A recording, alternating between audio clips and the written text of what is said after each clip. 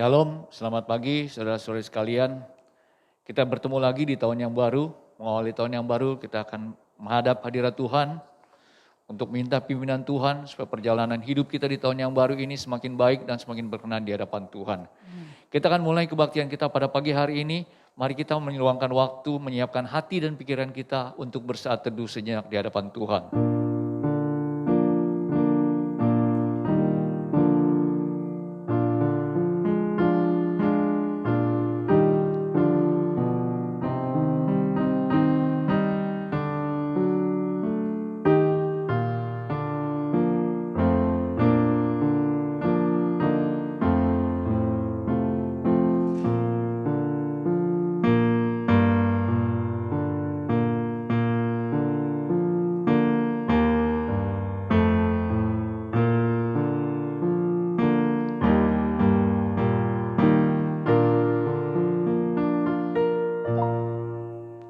Jemaat, saya undang bangkit berdiri.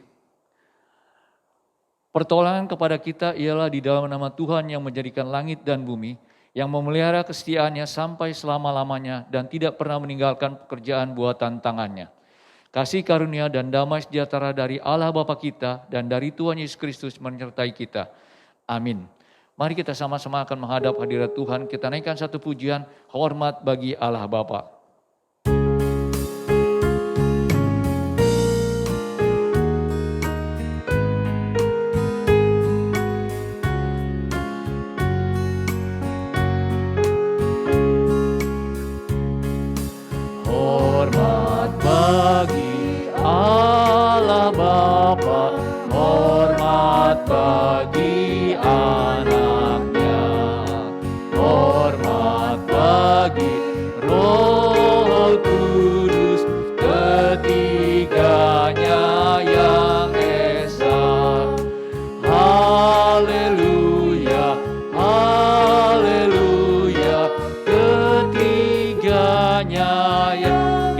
Bait yang kedua.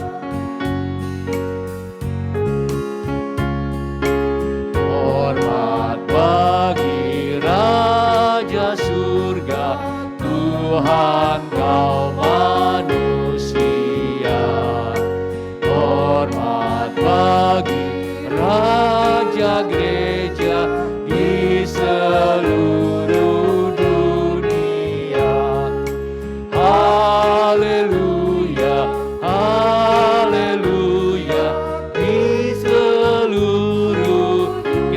Bait yang ketiga.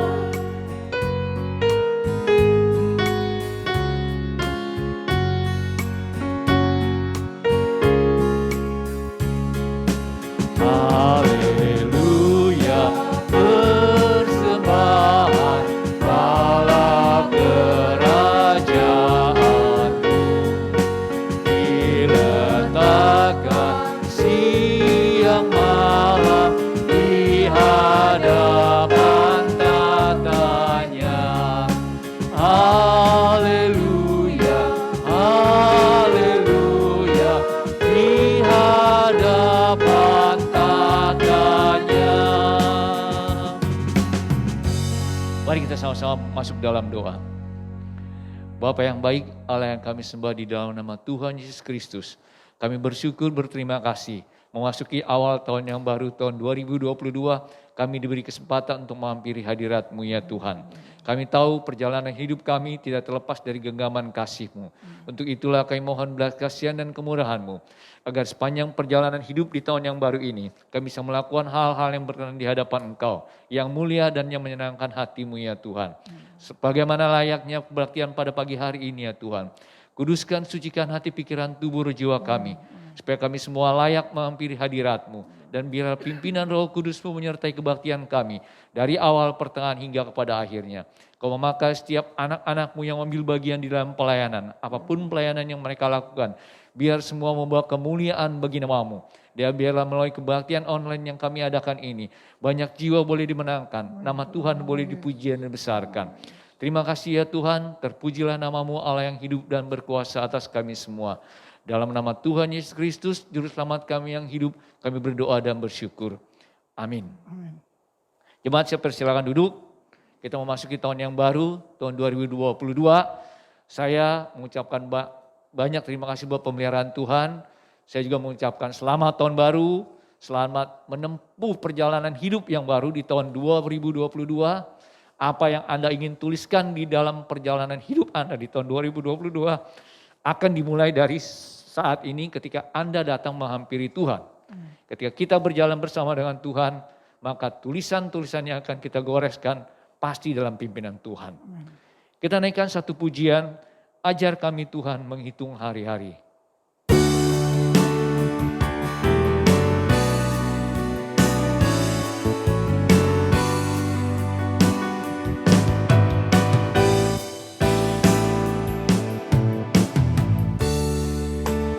Ajar kami Tuhan menghitung hari-hari agar kami beroleh hati bijaksana.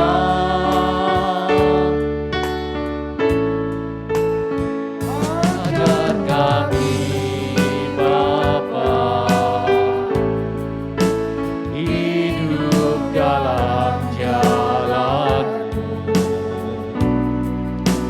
agar semua rencanamu digenapi. Mulialah namamu Tuhan. Mulialah namamu Tuhan. Dan ajaib jalanmu.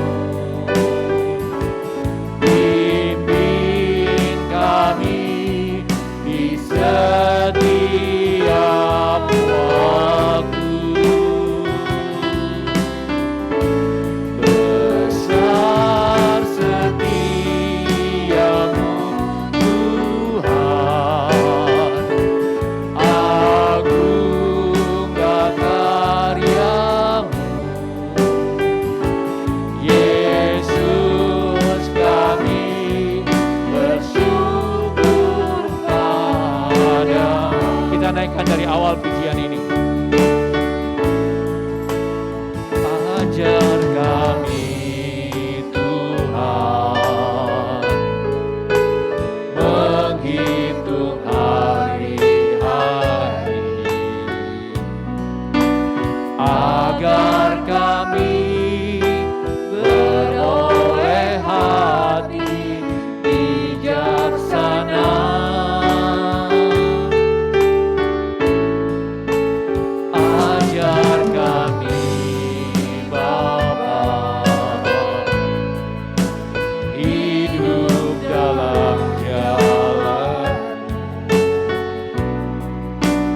Agar semua rencanamu digenapi.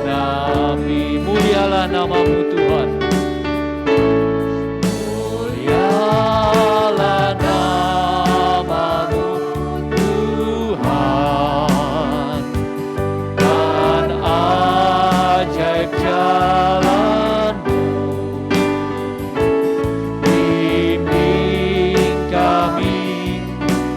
Setiap waktu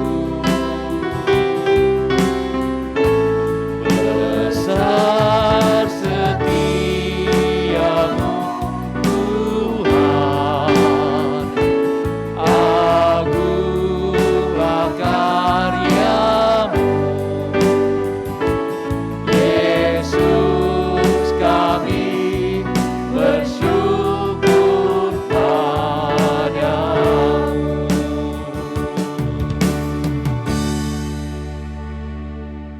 Saya akan membacakan hukum kasih buat kita semua. Kasihilah Tuhan Allahmu dengan segenap hatimu dan dengan segenap jiwamu dan dengan segenap akal budimu. Itulah hukum yang terutama dan yang pertama. Dan hukum yang kedua yang sama dengan itu ialah kasihilah sesamamu manusia seperti dirimu sendiri. Pada kedua hukum inilah tergantung seluruh hukum Taurat dan kitab para nabi. Nas ini dapat diambil dari Matius pasal 22 ayat 37 sampai 40.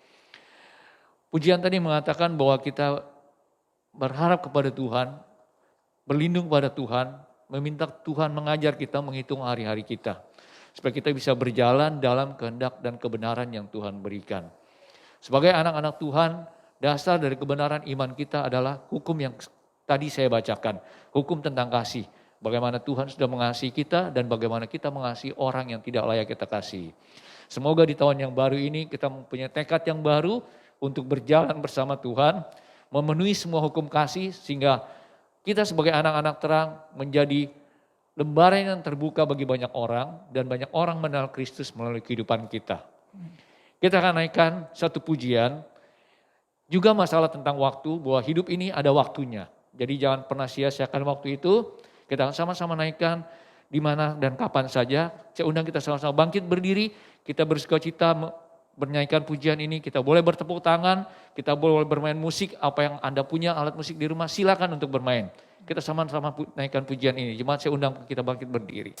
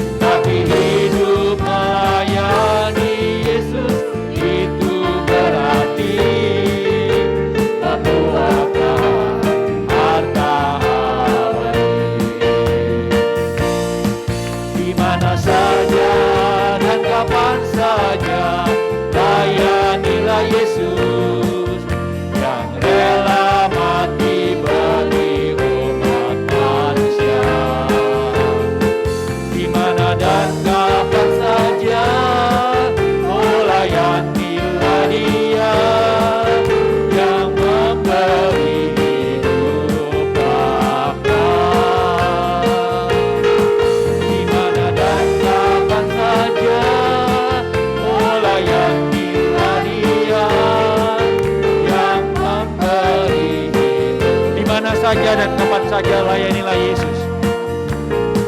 Di mana saja dan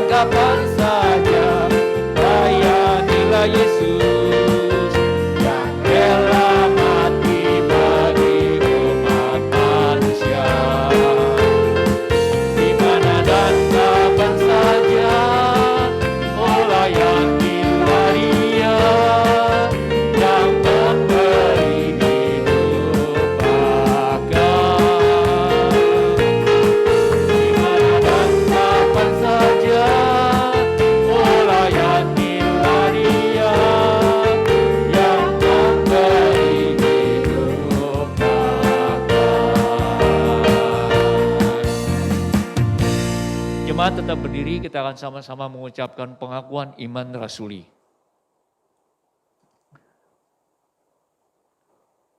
Pengakuan iman rasuli.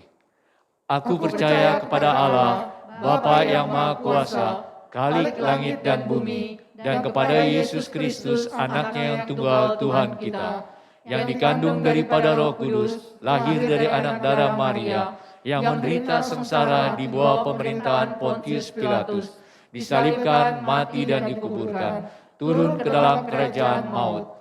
Pada hari yang ketiga bangkit pula dari antara orang mati, naik ke surga, duduk sebelah kanan Allah, Bapa yang Maha Kuasa.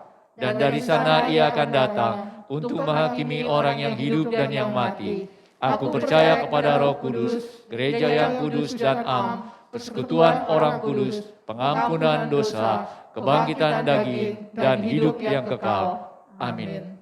Jemaat saya persilakan duduk. Di awal tahun ini kita diberikan kesempatan untuk membawa persembahan ke hadapan hadirat Tuhan, baik persembahan yang biasa kita berikan di hari tempat kita beribadah atau persembahan sulung di awal tahun, silakan dibawa ke rumah Tuhan melalui rekening yang sudah dituliskan. Untuk itu saya akan membacakan satu ayat yang terdapat dalam 2 Korintus 9 ayat yang ke-7. Hendaklah masing-masing memberikan menurut kerelaan hatinya, jangan dengan sedih hati atau karena paksaan.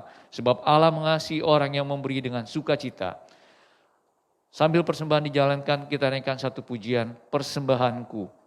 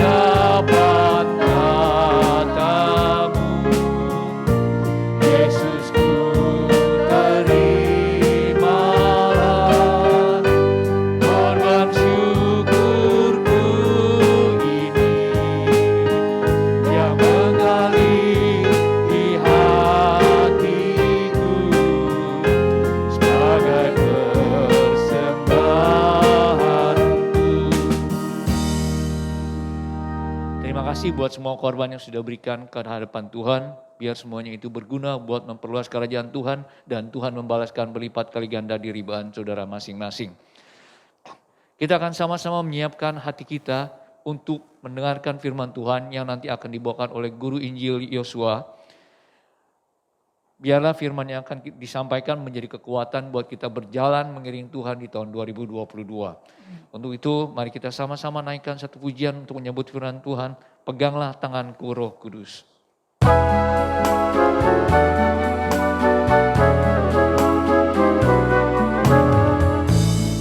Peganglah tanganku Roh Kudus, setiap hari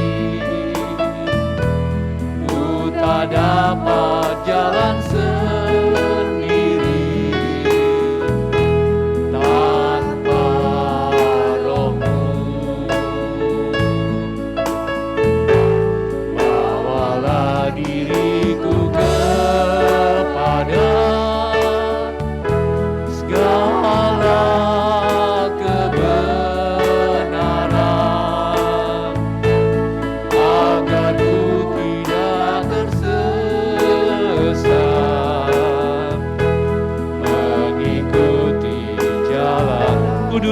Kuduslah Tuhan. Kudus, kudus Tuhan, kudus namamu.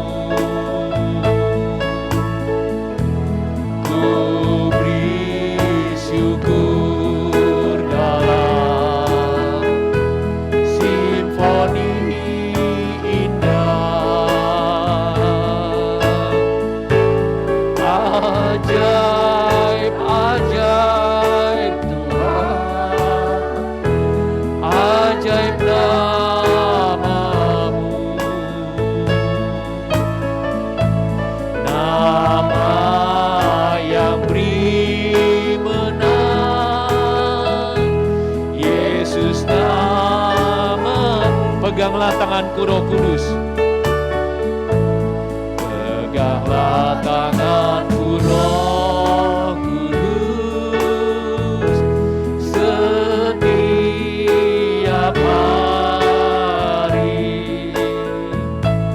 Ku tak dapat jalan sendiri tanpa Roh-Mu. Bawalah diriku kepada. Mari saudara, di tahun 2022 ini kita bersama-sama memohon pimpinan Roh Kudus, pimpinan Tuhan, untuk kita berjalan dalam segala kebenaran yang Dia inginkan, supaya kita hidup berkenan di hadapan Dia. Mengikuti jalan kudus, kudus, kuduslah Tuhan. Kudus, kudus Tuhan, kudus nama-Mu. Ku beri syukur dalam simfoni indah. Ajaib, ajaib Tuhan, ajaib nama-Mu. Nama yang beri menang, Yesus namanya.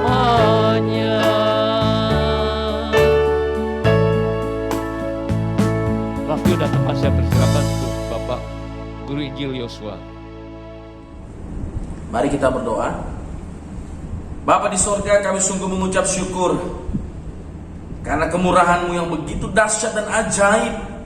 Kami boleh mengakhiri tahun 2021 dengan penuh kesuksesan. Jatuh bangun, suka dan duka kami lewati. Hari ini Bapa, kami akan menjalani tahun ini dengan penuh sukacita, dengan penuh pengharapan, dengan penuh semangat, karena kami punya Allah yang besar. Kami punya Yesus Kristus dalam kehidupan kami. Kami bersyukur Tuhan buat setiap umat-Mu yang boleh terus setia. Biarlah kami terus semangat dan memiliki semangat yang tak pernah henti untuk terus berjalan sesuai kehendak Tuhan. Bapa, sebentar kami akan belajar dari kebenaran firman-Mu Tuhan. Biarlah firman-Mu memberikan kami kekuatan, modal untuk siap menjalani awal tahun ini dengan penuh keberanian seperti kehendak-Mu Tuhan. Bapa, buka hati kami, biar setiap kami boleh menyambut firman Tuhan dengan sukacita. Pakai hamba-Mu Tuhan yang penuh keterbatasan. Dalam nama Yesus Tuhan. Haleluya. Amin. Shalom. Haleluya. Kita bersyukur Bapak Ibu sekalian boleh menyelesaikan tahun 2021 dengan penuh dedikasi dan perjuangan yang luar biasa. Tentunya ada suka dan duka.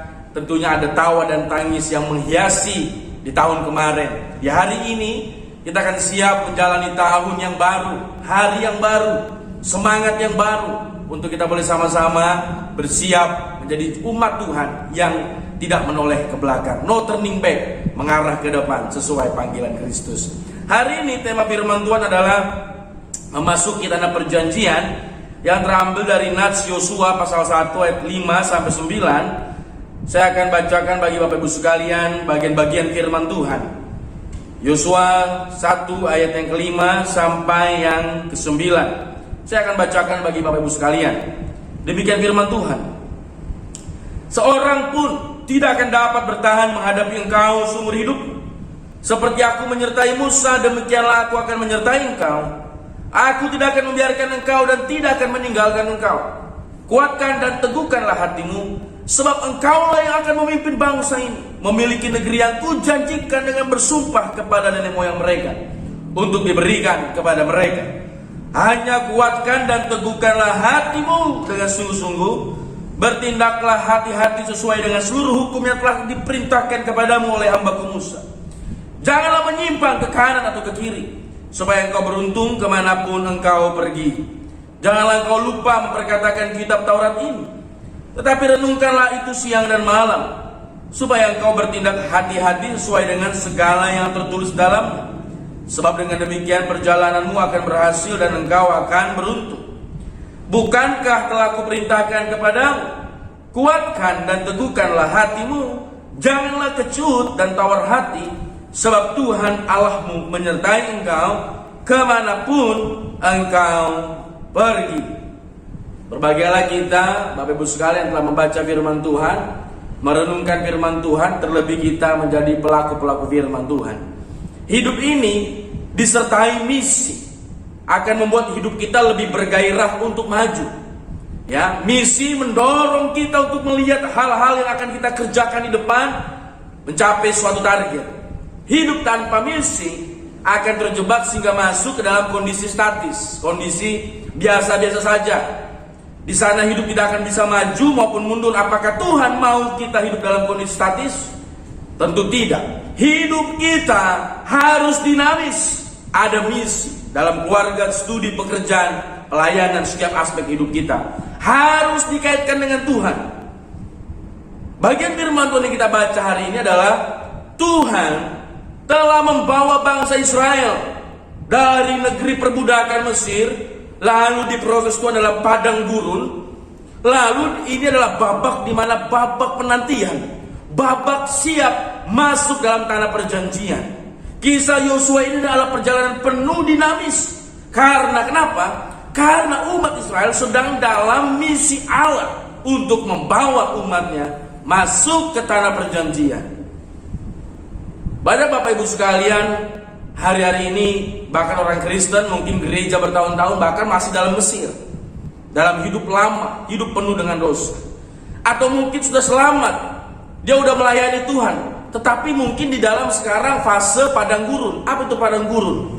Masa-masa berontak semaunya, masa-masa penuh dengan kering, gersang rohani. Mereka melayani namun gersang rohani, banyak yang demikian. Sehingga Yosua di dalam babak ingin membawa umatnya meneruskan di mana Musa tidak bisa masuk. Yosua meneruskan misi Allah, membawa umatnya dan generasi baru. Perhatikan baik-baik generasi baru. Kita ingat ada kisah di mana Yosua dan Kaleb yang percaya Tuhan, lalu 10 mata-mata yang lain mempengaruhi orang-orang dewasa waktu itu, sehingga nggak percaya Tuhan. Mereka melihat Kanaan yang besar, ya, orang yang besar, sehingga mereka takut. Tapi Yosua dan Kaleb yang percaya bahwa Tuhan lebih besar daripada musuh mereka. Nah, Yosua dan Kaleb yang membawa generasi baru masuk tanah perjanjian, sehingga dalam masa-masa ini adalah tidak ada lagi orang-orang yang di Mesir. Ini adalah keturunan yang baru, the new generation. Nah, oleh karena itu hari ini kita akan belajar, Bapak Ibu sekalian, setiap Anda dan saya, setiap kita, setiap gereja Tuhan harus masuk. Ingat misi Allah ini. Saya percaya bagian Pentateuch Taurat tidak hanya sebagai kisah masa lalu, tetapi dalam makna rohani masa kini juga menuntun, mengajak, mendorong gereja Tuhan untuk masuk kepada sebuah fase tanah perjanjian. Mentalitas tanah perjanjian, bukan lagi mentalitas sebagai bangsa perbudak, bangsa diperbudak di Mesir, tidak lagi sebagai mentalitas di padang gurun, tapi masuk dalam sebuah mentalitas tanah perjanjian. Nah, mengapa kita harus seperti Yosua berani memasuki tanah perjanjian? Sesungguhnya Yosua penuh dengan keraguan, penuh dengan ketakutan. Mengapa? Karena penerus sebelumnya, dia adalah penerus. Tapi pemimpin sebelumnya adalah Musa, Nabi, hamba Tuhan yang bukan biasa-biasa. Orang yang berjumpa dengan Tuhan Allah secara langsung, berngobrol dengan langsung. Orang yang sangat memiliki wibawa rohani yang luar biasa. Sehingga Yosua sadar bahwa dirinya ini siapa. Dia adalah sesungguhnya hanyalah asisten Musa.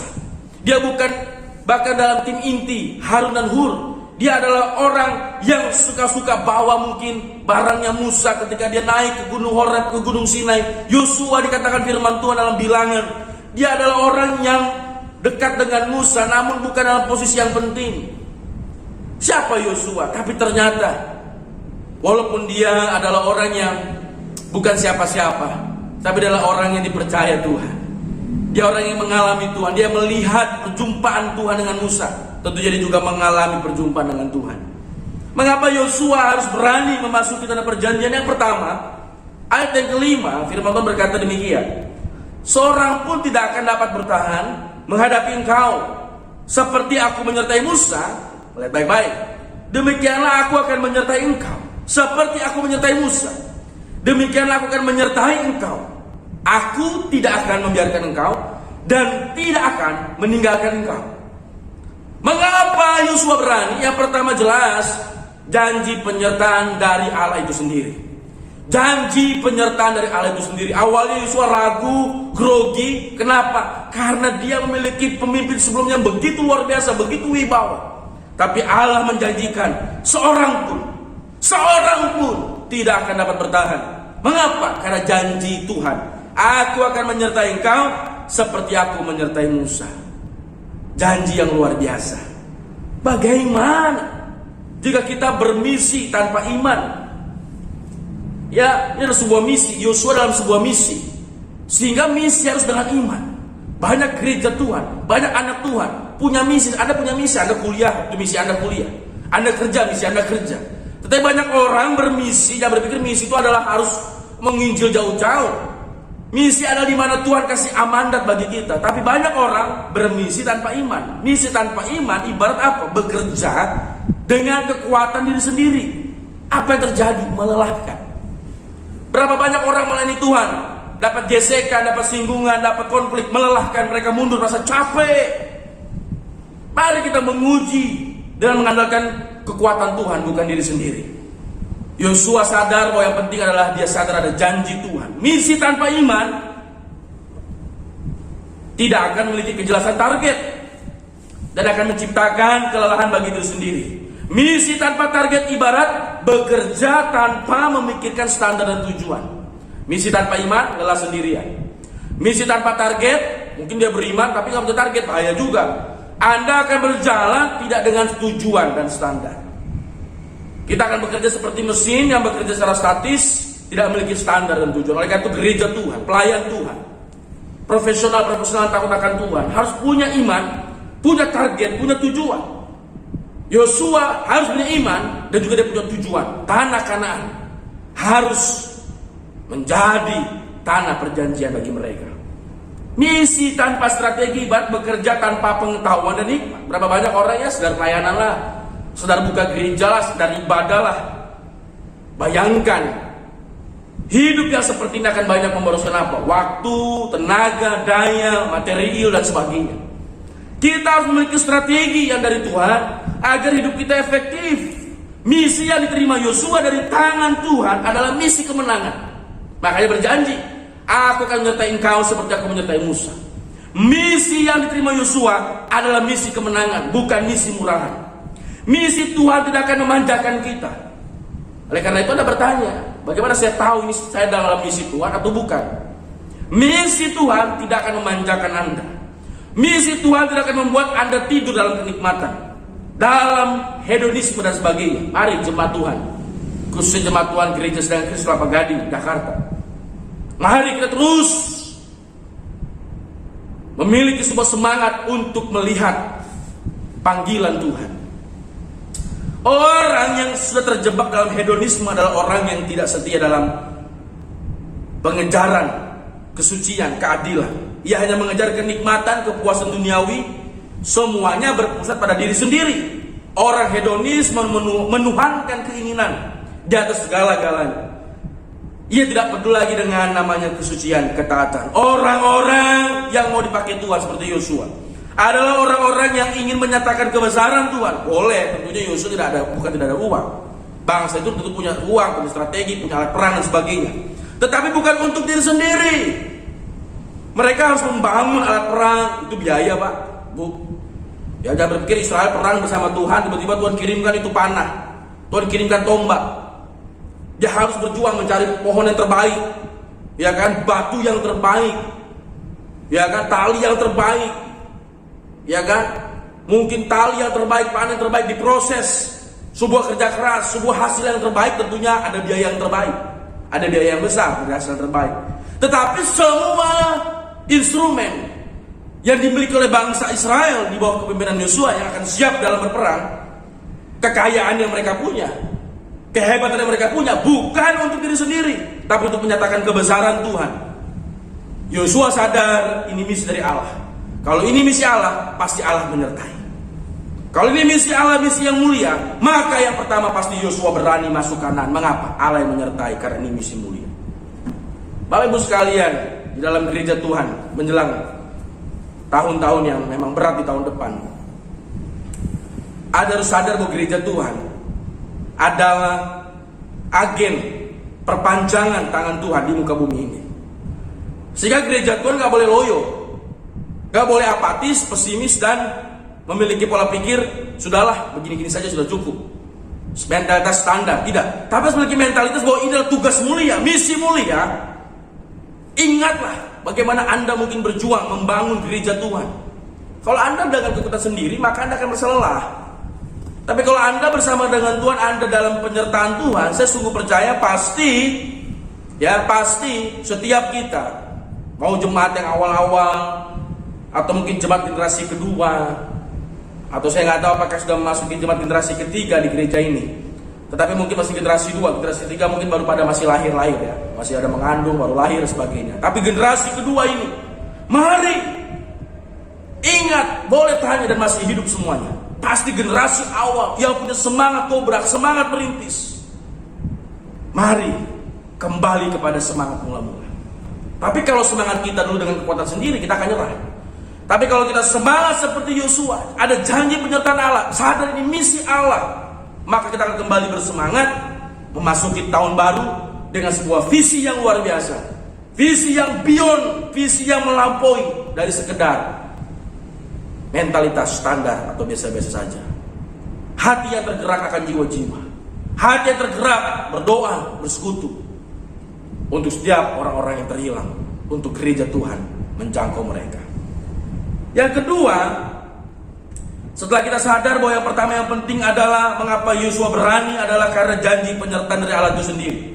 Yang kedua adalah mengapa Yosua berani, karena Yosua akan menjalani lembaran baru tanpa takut bayang-bayang masa lalu.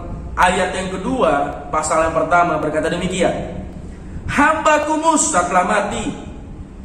Ini Tuhan Allah yang bilang, hambaku Musa telah mati, sebab itu bersiaplah sekarang, seberangilah sungai Yordan ini, engkau Yosua dan seluruh bangsa ini menuju negeri yang akan kuberikan kepada mereka, kepada orang Israel itu.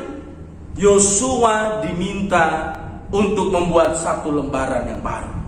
Musa telah tiada, yang menginfokan siapa? Tuhan.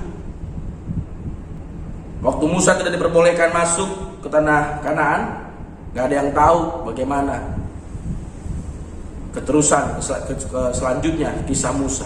Tapi ternyata Yosua pasal yang pertama dan yang kedua, Tuhan Allah sendiri yang menginfokan, yang memberitahu kepada umatnya bahwa hambaku Musa telah mati. Artinya Yosua harus sadar Tuhan mendorong dia untuk jalani lembaran baru tanpa takut bayang-bayang masa lalu. Musa telah tiada dan Yosua harus menjadi pemimpin baru. Pas banget nama saya Yosua, tapi ini firman Tuhan harus kita renungkan, yang memberikan contoh dalam pengorbanan, keberanian. Jika kita memulai suatu lembaran baru tanpa mengubah paradigma, cara pandang lembaran baru, maka tidak ada faedahnya. Kita harus sadar, makanya saya seringkali, saya juga lagi berdoa bersyukur di dalam keluarga, ternyata saya sadar tujuan menikah ya, itu bukan sekedar tujuan menikah supaya kalian bahagia. Bahagia penting, tapi tujuan nikah bukannya bahagia saja.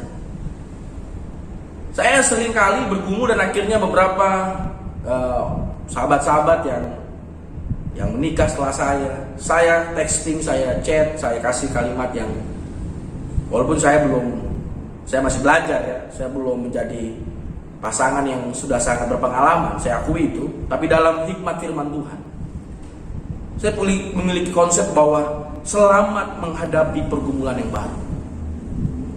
Menikah bukan semata-mata semoga berbahagia seperti yang dikatakan banyak orang, tapi selamat menghadapi pergumulan baru. Ini yang jarang orang tahu.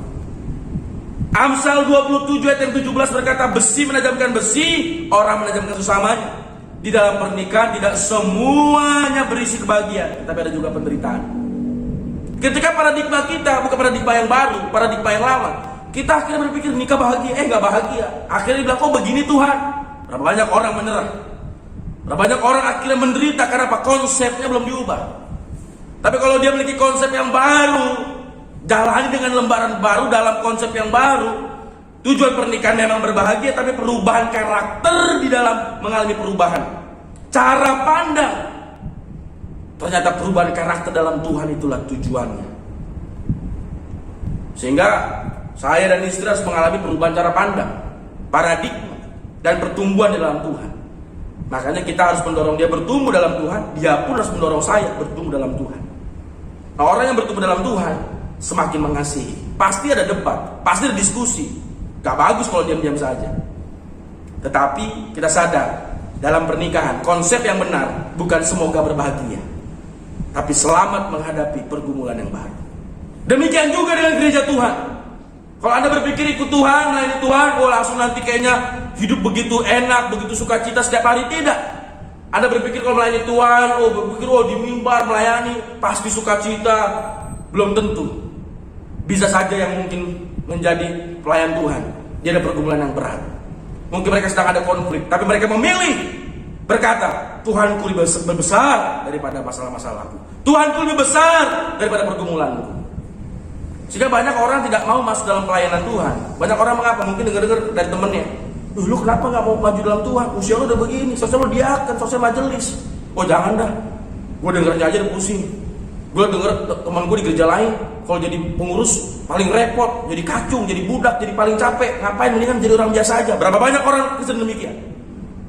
Dia mungkin hebat di kantor, hebat di usaha, hebat di kuliah, hebat di pendidikan, tapi dia takut di dalam mengambil beban mulia di gereja Tuhan. Mengapa? Dia ada traumatis masa lalu. Yosua mengingatkan gereja Tuhan untuk menjalani lembaran baru tanpa takut bayang-bayang masa lalu. Tuhan berkata, Musa telah mati, Yosua bangkit, jangan bersedih, maju. Yosua ditantang Tuhan untuk fokus ke depan tanpa takut bayang-bayang dari masa lalu. Lembaran yang baru inilah mengajarkan Yosua harus memiliki status pergumulan paradigma yang baru. Ia harus memikul visi dan misi untuk masuk ke dalam tanah Kanaan. Ia harus mengandalkan Tuhan. Yosua harus mempersiapkan bangsa Israel dalam segala aspek. Dia harus siap menunjukkan sebuah semangat. Kau bayangkan Yosua jadi pemimpin, terus galau karena kakak rohaninya, bapak rohaninya, pemimpin sebelumnya Musa mati. Terus dia sedih. Gimana siap dia memimpin? Berapa banyak hamba Tuhan gak siap memimpin? Kenapa? Terlalu memiliki hati yang galau, sedih, merasa paling hina dina, merasa paling sedih, merasa paling miskin, merasa paling berat. Ingat Tuhan bersamamu. Kalau Tuhan bersama dengan kita, Anda lebih daripada cukup. Modal Anda lebih daripada cukup. Uang, kekuatan, kekayaan itu mendahului, itu belakangan. Dari Tuhan lah kita boleh sadar. Kalau Tuhan bersamaku, siapa takut? Itu sebuah semangat, mentalitas. Sehingga oleh karena itu, iman yang benar akan menyucikan, mencerahkan rasio kita, logika kita, sehingga kita bisa mengerti kehendak Tuhan yang sempurna, kehendak Tuhan yang tidak pernah salah. Makanya kalau orang bilang iman tetapi akhirnya mengabaikan tanggung jawab, itu iman yang tidak sejati. Jika ada orang yang mengaku beriman terus bermalas-malasan ibadah, bermalas-malasan pelayanan, dia bisa tapi dibilang enggak. Melayani ya, aduh nggak bisa. Pimpin doa ya, nggak bisa. Beriman, ya beriman. Ini ya, jadi asal ya, nggak bisa. Loh, dia bilang beriman, tapi disuruh melayani bermalas-malasan. Saya boleh percaya bahwa orang itu belum memiliki iman yang sejati. Jika iman mematikan tanggung jawab, jelaslah itu bukan iman yang dari Tuhan. Iman yang benar akan menundukkan rasio di bawah pimpinan Tuhan. Berapa banyak tokoh Alkitab, bukan karena dia hebat, karena dia berkata, ya Tuhan aku siap. Seperti Yesaya, ini aku, utuslah aku Tuhan. Bukan ini aku Tuhan, utuslah dia yang lebih pintar, lebih hebat, lebih jago suaranya. Tidak. Kalau Tuhan menunjuk Anda, Tuhan menunjuk saya, bukan karena hebat kita, tapi ada dia yang hebat, yang kuat, Sehingga seharusnya kalau Anda beriman, Anda nggak berkata, aduh nggak bisa, belum sekarang saatnya.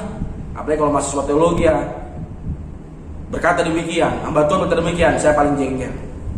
Saya pernah pengalaman, disuruh pimpin doa ya, bukan doa makan, doa persekutuan. Aduh nggak bisa. Saya paling tidak suka. Sebagai hamba Tuhan, saya berapa kali pelayanan, pendetanya nggak bisa. Dia bilang, Bang Yosua gantiin, siap. Bang Yosua gantiin, siap. Saya ini adalah di Bandung, dimanapun. Saya seringkali menjadi hamba Tuhan, pengganti. Nggak masalah.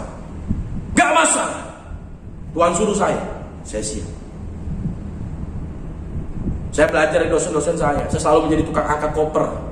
Bapak saya, dosen-dosen saya, almarhum Profesor Senlihit, saya suka selalu bawa-bawa, anter-anter hamba-hamba Tuhan.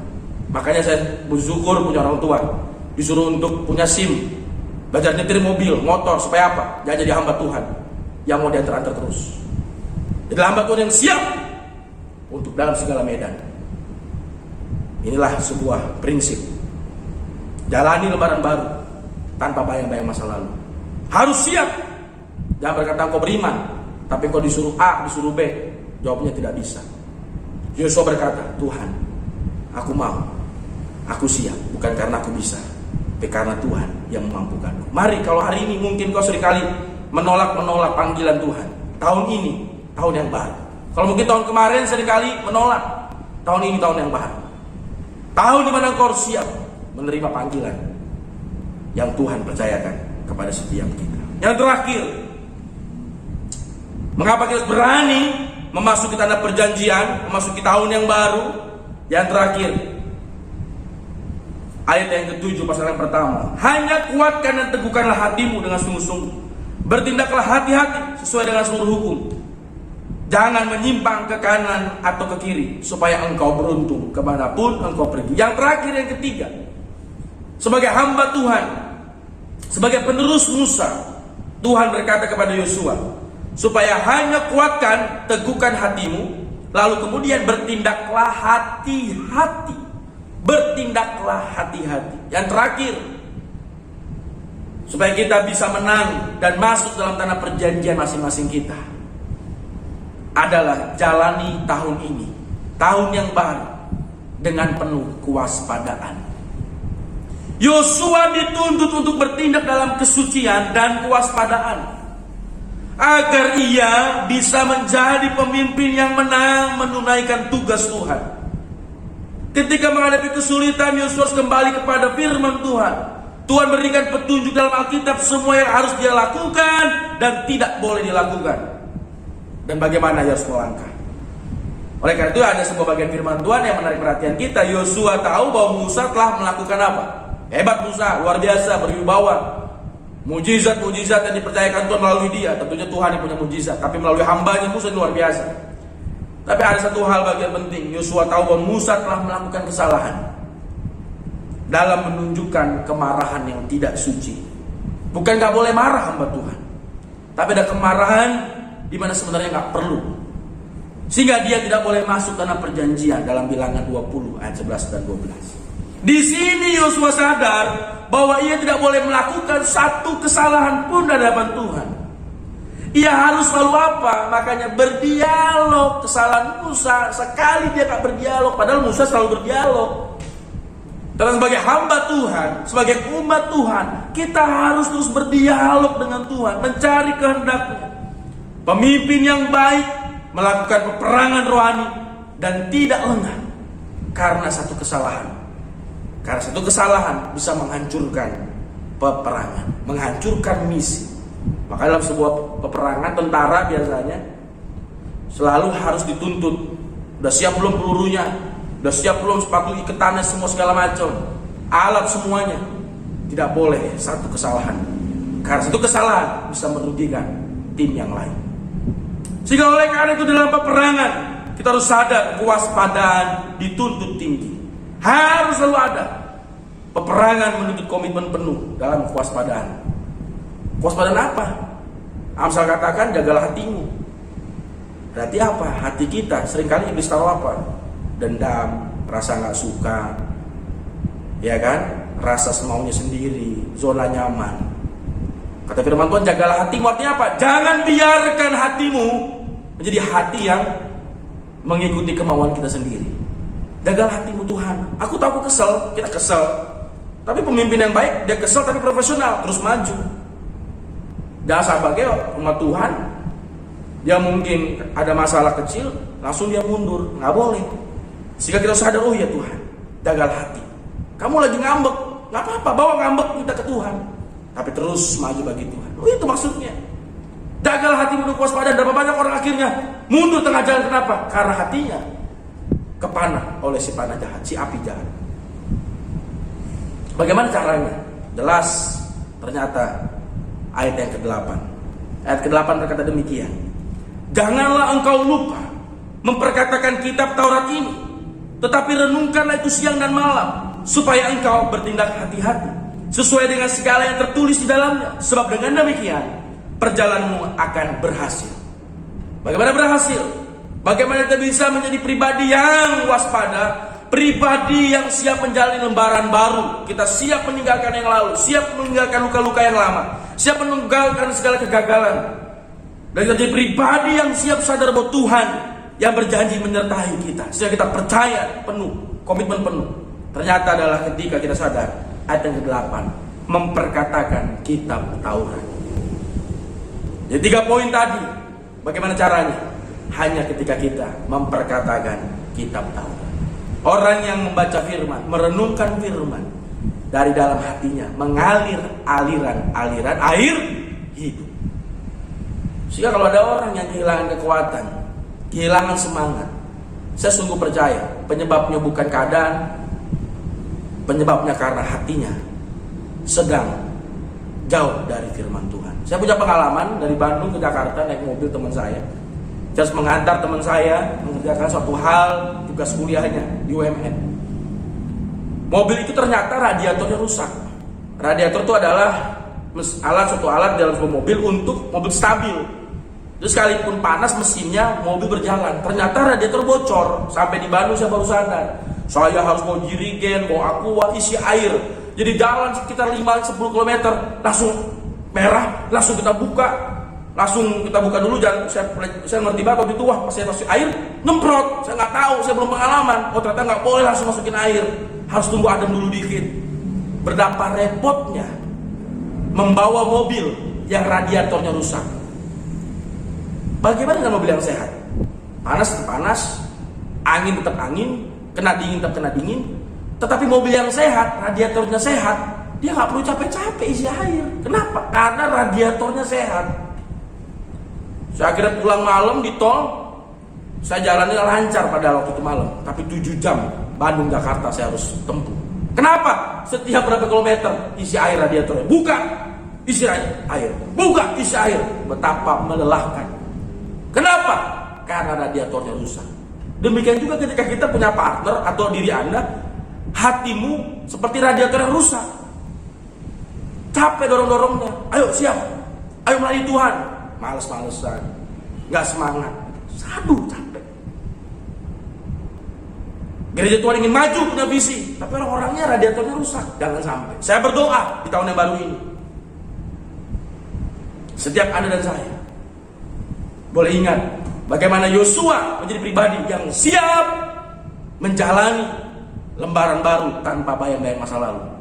Siap menjalani sebuah peperangan dengan penuh kewaspadaan adalah ketika kita terus memperkatakan firman Tuhan. Terus dekat dengan firman-Nya. Orang yang dekat dengan firman-Nya, orang yang hidup dalam firman-Nya, pasti dia akan terus kuat. Seperti mobil yang sehat, tetap panas, tapi panas gak disalahkan. Mobil yang kuat akan bisa menembus, menghadapi setiap badai di perjalanan. Tapi kalau mobil yang gak sehat, radiator yang rusak, mungkin jalanan biasa saja, tapi berhenti terus. Mari, ada COVID, Omikron dan sebagainya, no problem.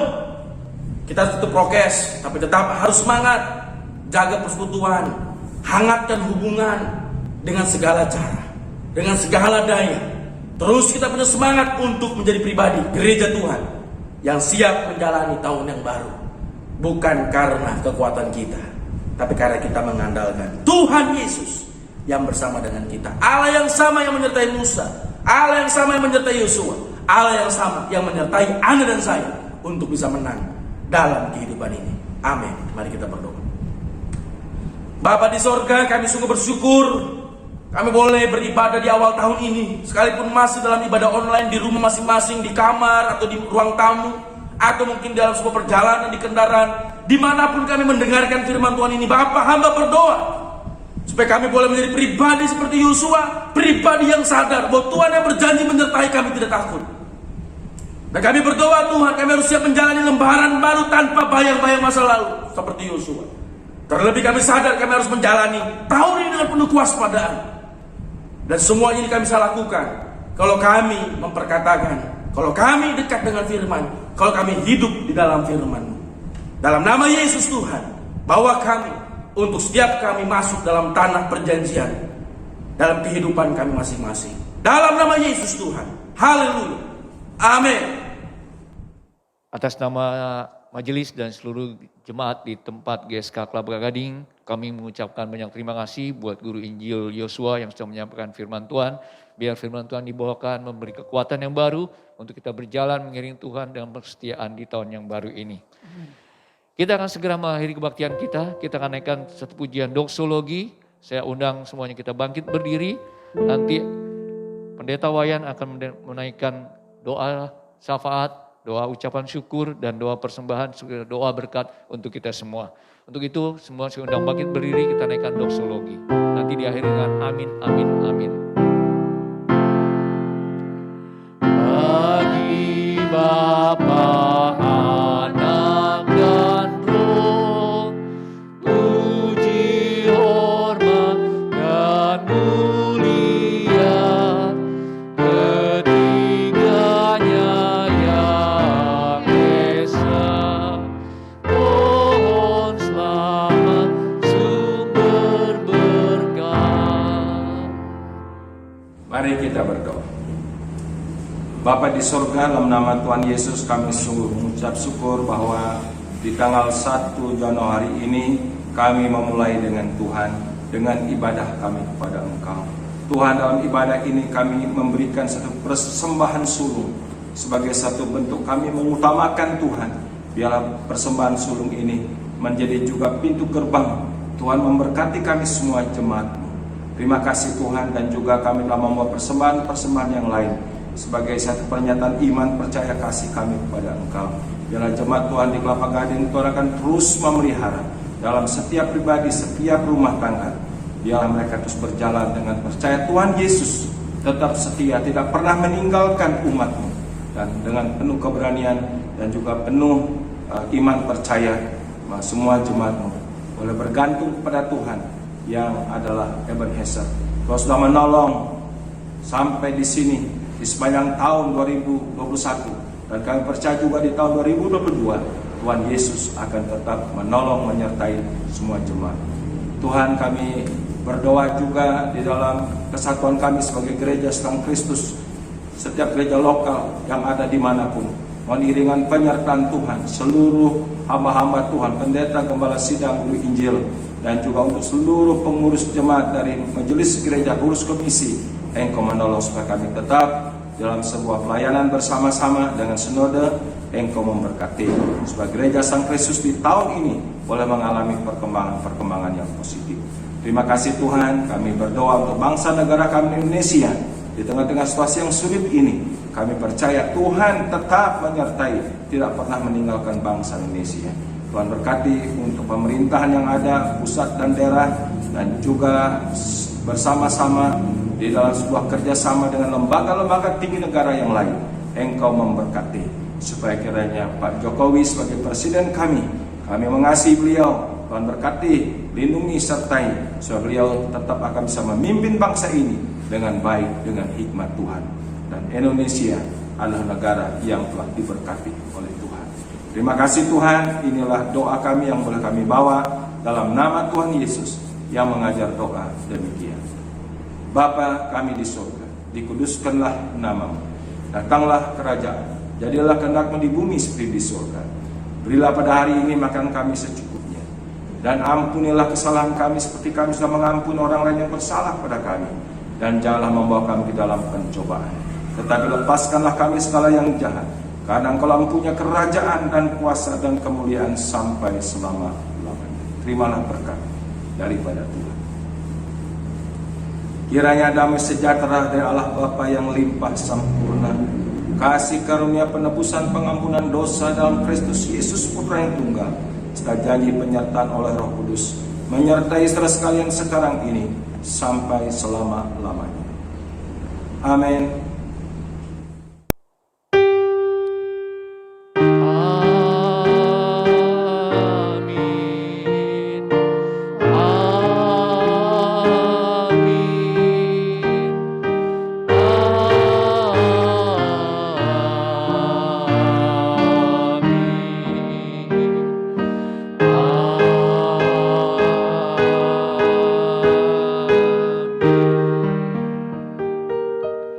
Kebaktian kita sudah selesai.